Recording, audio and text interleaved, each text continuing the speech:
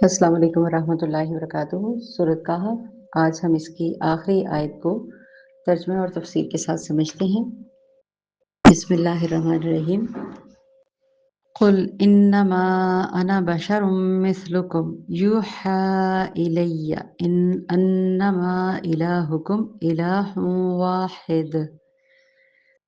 یہاں پہ آپ فرما دیجئے، آپ کون فرما دیجئے؟ محمد صلی اللہ علیہ وآلہ وسلم انسان اور رسول ہیں، تو لہٰذا اس حوالے سے یہاں پہ مزید کہا جا رہا ہے، آپ فرما دیجئے میں تمہارے جیسا ہی انسان ہوں، میری طرف وحی کی جاتی ہے اور یقیناً تمہارا معبود صرف ایک ہی ہے، چنانچہ فَمَن كَانَ يَرْجُو لقاء ربه فلیعمل عملا صالحا ولا یشرک بعبادت ربه احدا۔ چنانچہ جو کوئی اپنے رب کی ملاقات کی امید رکھتا ہے تو لازم ہے کہ وہ نیک عمل کرے اور اپنے رب کی عبادت میں کسی ایک کو بھی شریک نہ کرے۔ یہاں پہ محمد صلی اللہ علیہ وآلہ وسلم کو انسان اور رسول ہیں اور معبود ایک ہی ہے، اس کی وضاحت بیان کی گئی ہے۔ قل، یہاں پہ کیا لفظ آیا؟ سب سے پہلے قل، آپ فرما دیں۔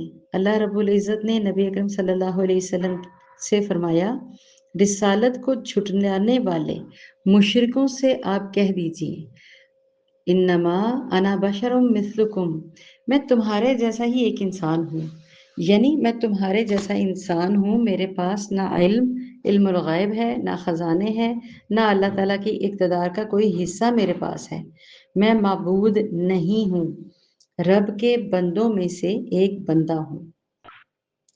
اللہ رب العزت نے فرمایا، وَمَا مَنَعَ النَّاسَ أَن يُؤْمِنُوا إِذْ جَاءَهُمُ الْهُدَىٰ إِلَّا أَن قَالُوا أَبَعَثَ اللَّهُ بَشَرًا وَرَسُولًا۔ اور جب یہ بنی اسرائیل کی آیت ہے 94، اور جب لوگوں کے پاس ہدایت آ گئی تو انہیں کسی چیز نے نہیں روکا کہ وہ ایمان لائیں، اس کے سوا انہوں نے کہا کہ کیا اللہ نے ایک انسان کو رسول بنا کر بھیجا؟ میں یہاں پہ اس کی وضاحت تھوڑی سی احادیث کے ساتھ بتاؤں گی تاکہ آپ کو آسانی سے سمجھ آ جائے۔ سیدنا عبداللہ بن مسعود رضی اللہ تعالیٰ عنہ نے فرمایا، نبی اکرم صلی اللہ علیہ وسلم نماز پڑھائی۔ ابراہیم ایک راوی نے کہا ہے کہ مجھے معلوم نہیں کہ نماز میں زیادتی ہوئی ہے یا کمی۔ جب آپ صلی اللہ علیہ وآلہ وسلم نے سلام پھیرا تو آپ صلی اللہ علیہ وسلم سے کہا گیا کہ یا رسول اللہ، کیا نماز میں کیا نیا کوئی حکم آیا ہے؟ آپ صلی اللہ علیہ وآلہ وسلم نے فرمایا، آخر کیا بات ہے؟ لوگوں نے کہا کہ آپ صلی اللہ علیہ وآلہ وسلم نے اتنی رکعتیں پڑھی۔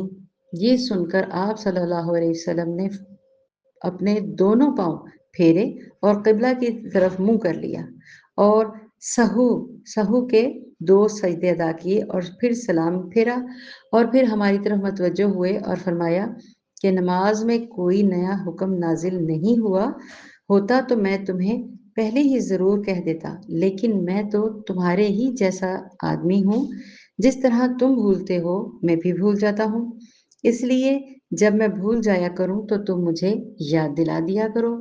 اگر کسی نماز میں شک ہو جائے تو اس وقت ٹھیک بات سوچ لے اور اسی کے مطابق نماز پوری کرے، پھر سلام پھیر کر 2 سجدہ سہو کر لے۔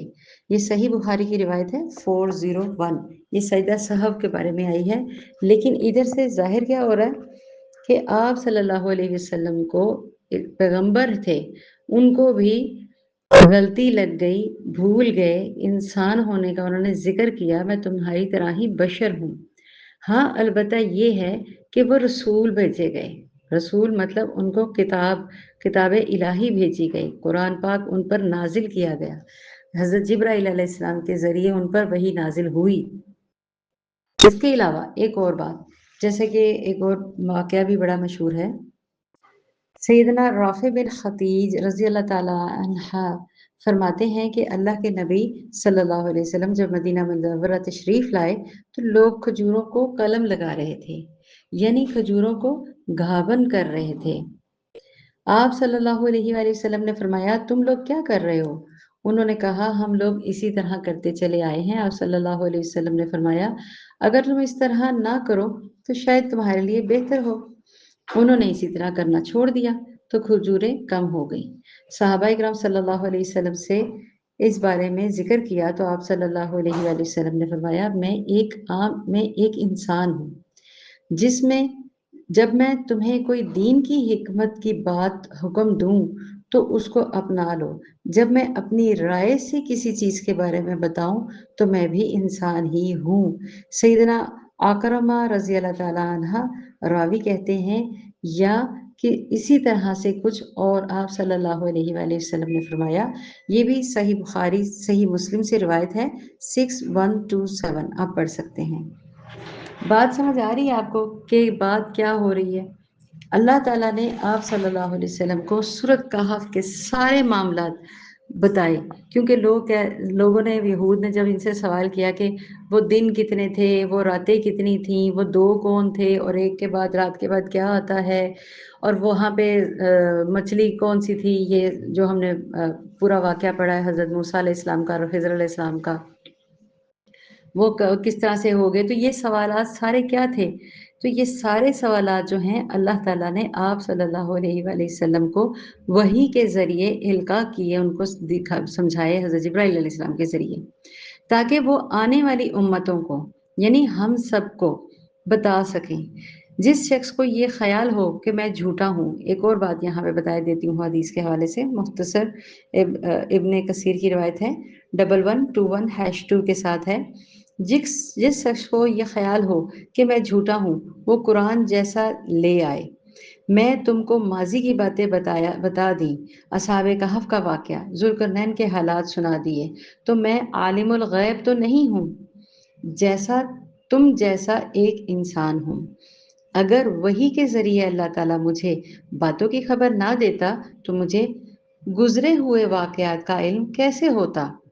جس طرح میرے بتائے ہوئے ماضی کے واقعات سچے ہیں، ٹھیک اسی ہی طرح میں تمہیں خبر دیتا ہوں کہ میں جس معبود کی طرف بلا رہا ہوں وہ ایک ہی ہے، اس کا کوئی شریک نہیں۔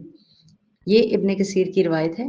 یعنی کہ آپ کو سمجھ آ گئی کہ آپ صلی اللہ علیہ وسلم نے احادیث سے ثابت ہے کہ یہ واقعات، یہ پورا واقعہ جنہوں نے ڈیٹیل سے پڑھا ہے وہ جانتے ہیں کہ یہ آپ صلی اللہ علیہ وآلہ وسلم نے اس بات کا بار بار ذکر کیا کہ میں تم جیسا ہی انسان ہوں، اگر اللہ مجھے وحی نہ کرتا تو مجھے کہاں سے علم ہوتا۔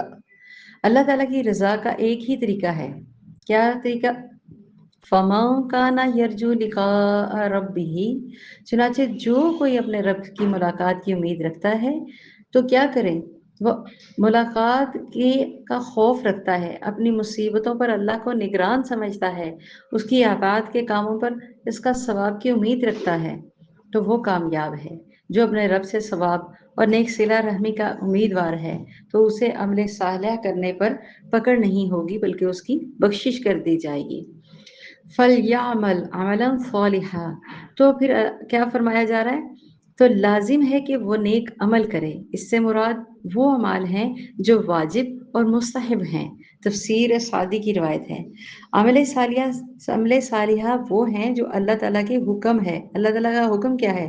قرآن میں تمام احکام موجود ہیں، اور پھر کیا ہے حکم، کیا ہے اللہ تعالیٰ کا، اور اس کے بعد اللہ کے رسول صلی اللہ علیہ وسلم کی سنت کے مطابق زندگی گزارنا۔ وہ اللہ تعالیٰ کے لیے عبادت کو خالص کر لے، ربوبیت میں اس کو ایک جانے، کس کو؟ اللہ کو۔ جامع البیان کی روایت ہے 50۔ وَلَا يُشْرِكْ بِعِبَادَتِهِ رَبِّهِ أَحَدًا، اور اپنے رب کی عبادت میں کسی ایک کو بھی شریک نہ کریں۔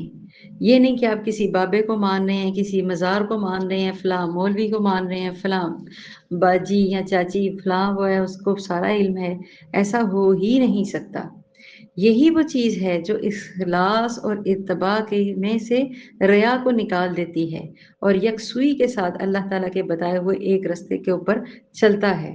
دیکھیں، اللہ تعالیٰ کے بتائے ہوئے راستے کے اوپر جو اختیار کرے تو وہ لوگ کون ہیں؟ وہ اپنی دنیا اور آخرت میں کامیاب ہو گئے، اپنے آقا اور مولا کے قریب ہو گئے، اس کی رضا اللہ کی رضا میں شامل ہو گئے۔ سیدنا ابو ہریرہ رضی اللہ تعالیٰ عنہ سے روایت ہے کہ اللہ کے رسول صلی اللہ علیہ وسلم نے فرمایا، اللہ تعالیٰ نے فرمایا، میں شریکوں میں سب سے زیادہ شرک سے بے پرواہ ہوں۔ جس نے کوئی ایسا عمل کیا جس میں اس نے میرے ساتھ کسی غیر کو شریک کیا تو میں اس کو اور اس کے شریک کو چھوڑ دوں گا۔ مسلم کی روایت ہے 7475۔ اب آپ اندازہ کریں جب اللہ ہی اس کو چھوڑ دے گا تو پھر کیا ہوگا؟ انا للہ و انا الیہ راجعون۔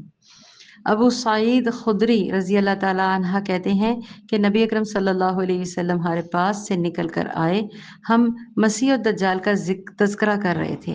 آپ صلی اللہ علیہ وآلہ وسلم نے فرمایا، کیا میں تم کو ایسی چیز کے بارے میں نہ بتاؤں جو میرے نزدیک مسیح دجال سے بھی زیادہ خطرناک ہے؟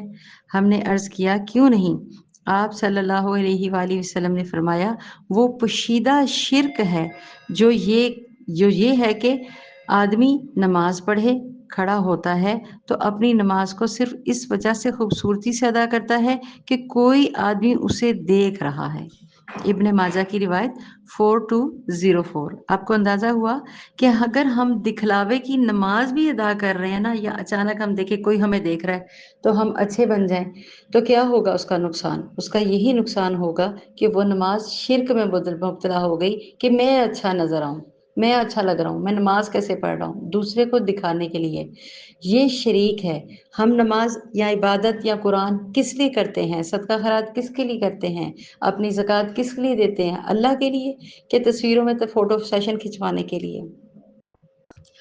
اللہ تعالیٰ ہماری کمی بیشیوں کو معاف فرمائے۔ الحمدللہ رب العالمین۔ آج ہمارا یہ رکوع یہاں پہ سورۃ کہف مکمل ہوئی۔ اللہ تعالیٰ ہمیں جو ہم نے پڑھا، سیکھا، سمجھا، اس کو عمل کرنے کی توفیق عطا فرمائے۔ آمین ثم آمین۔ السلام علیکم ورحمۃ اللہ وبرکاتہ۔ آپ سب بھی ہمارے لیے، ہماری پوری ٹیم کے لیے ضرور دعا کیجیے گا۔ اللہ تعالیٰ سب کے ساتھ آسانیوں والے معاملات عطا فرمائے۔ آمین انشاءاللہ۔ السلام علیکم ورحمۃ اللہ وبرکاتہ۔